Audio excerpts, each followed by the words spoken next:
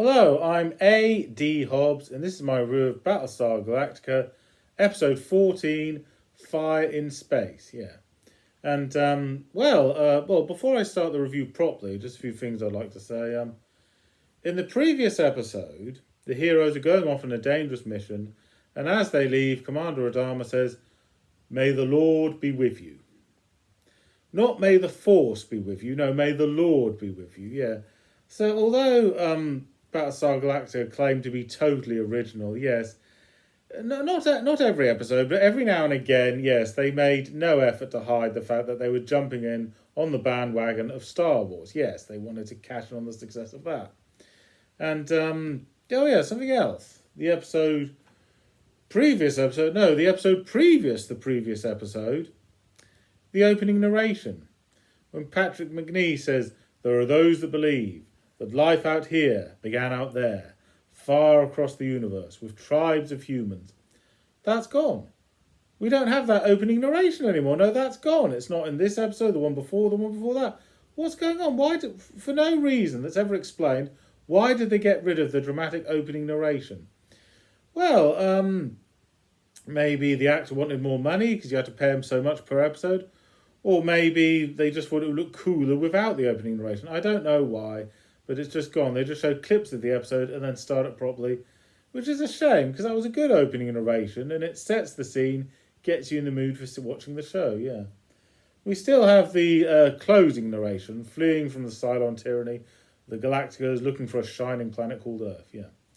Okay, let's get on with the story. In the opening sequence, we see Muffet, the Daggett, the robot dog, yeah.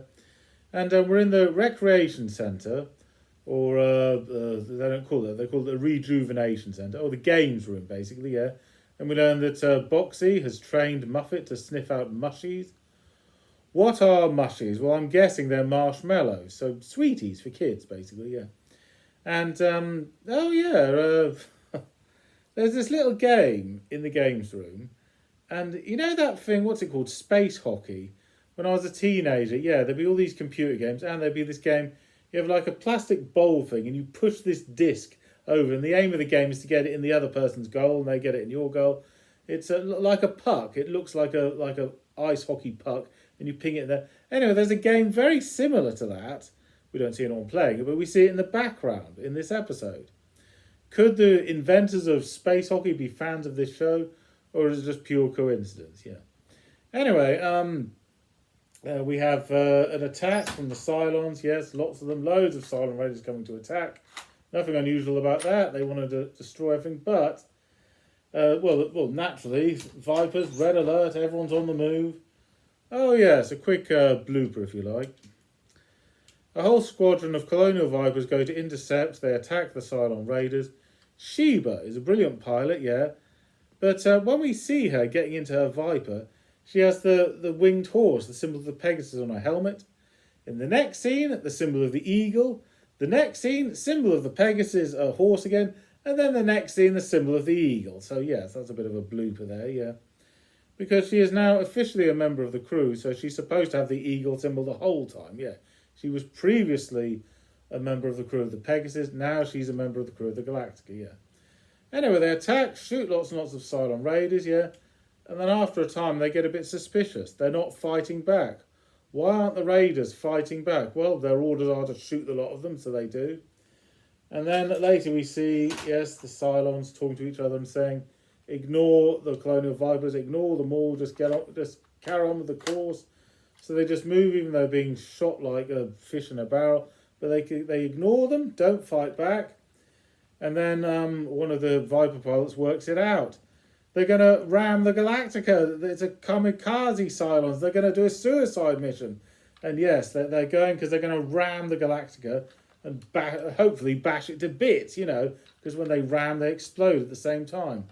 And the Galactica, numerous Cylons are biffing and bashing. And then the main Cylon spaceship, we see an angle of it like that. We don't see wheels on it. But yeah, we see the Galactica goes like that and then charges for the bridge. The main driving bit of the Galactica smashes into it, blows it to bits, yeah.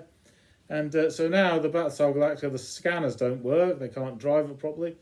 But that's the least of their problems, because another Cylon suicide bomber goes for the landing bay and smashes into it and blows up, yeah. So in other words, the landing bay on the left of the Galactica around about here explodes, and then there's a huge fire inside, yeah.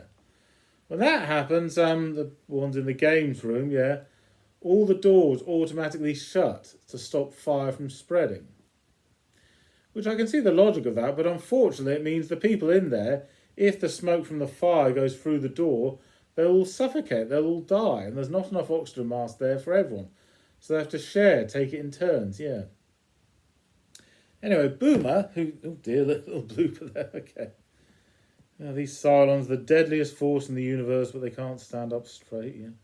Anyway, Boomer, he used to hotwire hovermobiles. Now, I'm guessing hovermobiles... The hovermobiles, they're their equivalent of motor cars, yeah.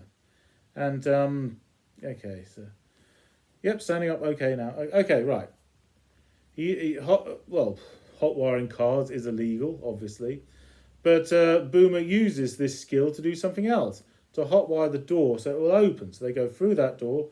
The plan is to go through another door, then another door. Get as far away from the smoke of the fire as possible, yeah.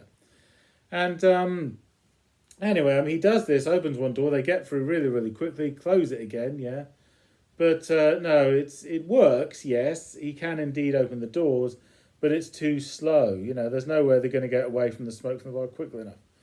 While this is going on, all over the Galactica, there's firemen putting out fires here. There. Oh yeah, one of the firemen is wearing a silver suit. Is he wearing a silver suit because in the late 70s they thought silver looks cool? Yes, it looks futuristic. Or is it because there generally is a silver suit that is fireproof? Well, one or the other. Oh yes, a bit creative. The Vipers, instead of lasers, they have like this foam put inside the laser cannons, and they fire foam into the landing bay to put the fire out. And it works, but only for a short time. After a while, the fires come back again, yeah. So, okay, so then, oh yes, so they put Muffet the Daggett in the tunnels, yeah, the ventilation shaft thing, so that you can go to the command centre and ask them to give him the oxygen masks, yeah. But how could he possibly find the way? It's like a labyrinth of tunnels. How could he find the way? And then Colonel Ty is informed that Muffet has been trained to sniff out mushies. So they put mushies by the ventilation shaft, and he follows the smell. So yes, Muffet is effectively a rescue dog. Yeah, so he earns his keep. He's not just silly comic relief. He's doing something helpful. Unfortunately, at one point when he goes through the ventilation tunnel, bits of flame come through like that. Now, the actor that played the robot dog was a chimpanzee. I don't think they'd allow that nowadays because of animal rights laws. Yes, you can't put a chimp in danger like that. But it was acceptable in the 70s, yeah. And then, oh yes, Commander Adama, his little appearance from him. And he doesn't have that much to do because he was hurt in the explosion on the bridge and spends most of the time in hospital. But when he's semi-conscious, just before he has to have an operation, he says, the vacuum of space. If you put charges on the hull just above where the fire is, then the vacuum of space will suck the oxygen out and put the fire out. So yeah, that's a good idea. So they have to try that.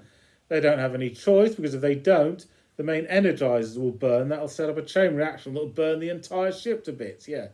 So in other words, there's a time limit. They've got to act fast. Yeah. And oh yes, solium. In episode 3, when Apollo says he's looking for sodium leaks, at least that's what I thought he said. No, apparently he said solium. There's solium generators that catch fire really easily, so they've got to put the fire out quickly before it gets there. Is solium a word invented for the show, or is it a genuine word? I really don't know. But anyway, solium catches fire easily, so they've got to put this fire out quickly. And yes, Muffet, he does what he has to do. Not only does he come back with oxygen masks, there's a note attached to his body, and it says, it's from Colonel Ty, get to the far end of the room quickly, because there's going to be explosion to put all the fire out, so get the heck out of the way. Yeah, so they do.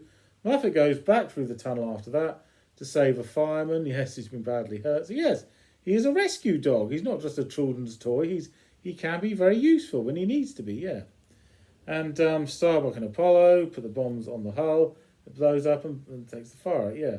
So in other words, Commander Adama, he came up with the idea of using the vacuum of space to put the fire out, even when he's really ill. He's still on duty. Yes, he won't let anything stop him from looking after his people, so that's good, yeah. And, okay, we don't see that many space battles in this episode, but no, it's good. It's something a bit different, and it shows that the Cylons are, well, they are creative. They keep up with coming up with new ideas to beat the enemy, to keep them off their guard, yeah. And Muffet, well, metaphorically dies. We think he's been destroyed. And found out, no, he wasn't destroyed, just injured. So that Boxy thinks that's great. And for me, Boxy was cooler because he had a robot dog. Yes, the robot dog helped to make him look cool. So yeah, it's a nice little episode, yeah, it's something a bit different. And a little tribute, if you like, to the disaster movies of that era. Okay, that's enough from me. Thank you for watching. I'm Anthony Hobbs, and I'm never bored.